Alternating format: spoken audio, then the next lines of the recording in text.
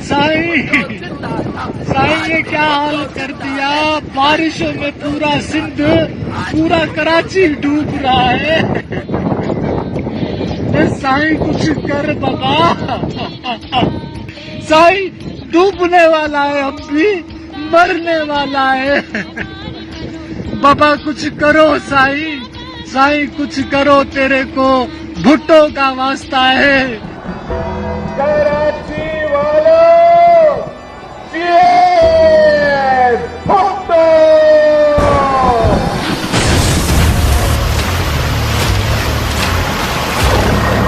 कराची का बिलावल आपके हुकूक के लिए आवाज उठाता रहेगा।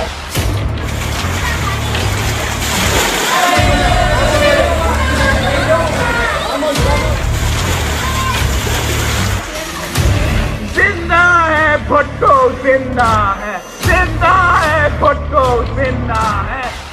मैं भी कराची वाला हूँ।